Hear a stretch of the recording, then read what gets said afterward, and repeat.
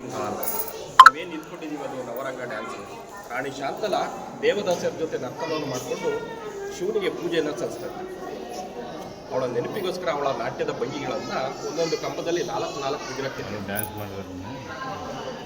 ಈ ಥರ ಈ ದೇವಸ್ಥಾನದಲ್ಲಿ 84 ವಿಗ್ರಹಗಳಿದ್ದು 14 ಪಾತ್ರ ಉಳ್ಕೊಂಡು ಉಳಿದಂಥ ವಿಗ್ರಹಗಳು ನಮಗೆ ಸ್ವತಂತ್ರ ಪೂರ್ವದಲ್ಲೇ ಬ್ರಿಟಿಷ್ ಆಳ್ವಿಕೆ ಕಾಲದಲ್ಲಿ ಎಲ್ಲ ಎತ್ಕೊಂಡು ಹೋಗಿದ್ದಾರೆ. ಲಂಡನ್ ಮತ್ತು ಹಾಲ್ವುಡ್ ವಿಕ್ಟೋರಿಯಾ ಮ್ಯೂಸಿಯಂನಲ್ಲಿ ಇಟ್ಕೊಂಡಿದ್ದಾರೆ. ಈಗಲೂ ಸಹ ನಾವು ನೋಡ್ಬೋದು. ಹಾಗೆಯೇ ಈ ಥರ ಭುವನೇಶ್ವರಿಗಳು 24 ಭುವನೇಶ್ವರಿಗಳಿದೆ ಈ ದೇವಸ್ಥಾನದಲ್ಲಿ. ಇಲ್ಲಿ ಮಧ್ಯಭಾಗದಲ್ಲಿ ಶಿವ ನಾಟ್ಯ ಮಾಡ್ತಿರೋದು, ಬಲಭಾಗದಲ್ಲಿ ಬ್ರಹ್ಮ, ಎಡಭಾಗದಲ್ಲಿ ವಿಷ್ಣು, ಗಣೇಶನ ಸೋದರ ಕಾರ್ತಿಕೇಯ, ಲಕ್ಷ್ಮೀ ಸರಸ್ವತಿ. ಈ ಕೆಳಭಾಗದಲ್ಲಿ ವಾದ್ಯಗೋಷ್ಠಿಗಳ ಮಾಡಿದ್ದಾರೆ ನೋಡಿ. ಅದ್ರ ಕೆಳಭಾಗದಲ್ಲಿ ಅಷ್ಟದಿಕ್ಪಾಲಕರ ಮಾಡಿದ್ದಾರೆ. 8 ದಿಕ್ಕಿನ ದೇವತೆಗಳು. ಹೊಯ್ಸಳರು ಯಾವುದೇ ಒಂದು ದೇವಸ್ಥಾನ ಕಟ್ಟಬೇಕಾದ್ರೆ ವಾಸ್ತು ಪ್ರಕಾರವಾಗಿ ಮಾಡ್ತಾಯಿದ್ರು.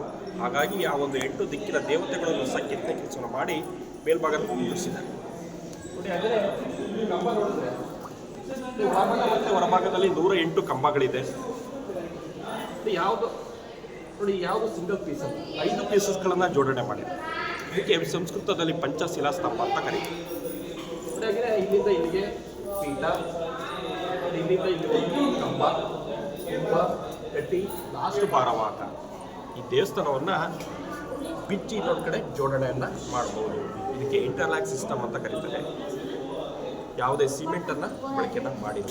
ಮನೆಗಳಲ್ಲಿ ಮಂಚನ ಬಿಚ್ಚಿ ಜೋಡಿಸ್ತೀವಲ್ಲ ಆ ರೀತಿಯಲ್ಲಿ ಈ ದೇವಸ್ಥಾನವನ್ನು ಕಟ್ಟಿರೋಂಥ.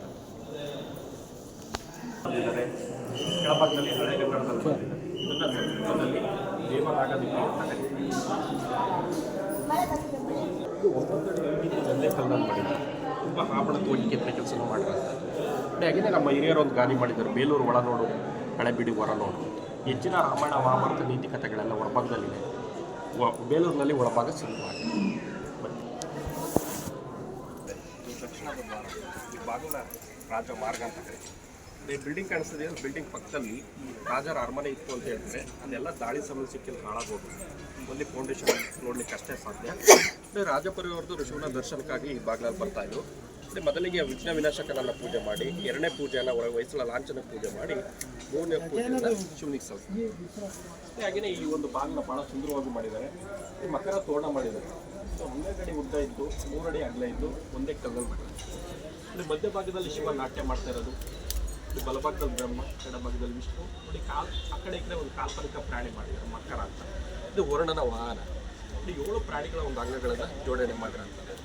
ಇದು ಸಿಂಹದ ಕಾಲು, ನಂದಿಯ ಶರೀರ, ಮೊಸಳೆ ಬಾಯಿ, ಆನೆಯ ಸೊಂಡಿಲು, ಕೋತಿಯ ಕಣ್ಣು, ಹಸುವಿನ ಕಿವಿ, ಸೌಂದರ್ಯಕ್ಕೋಸ್ಕರ ನವಿಲಿನ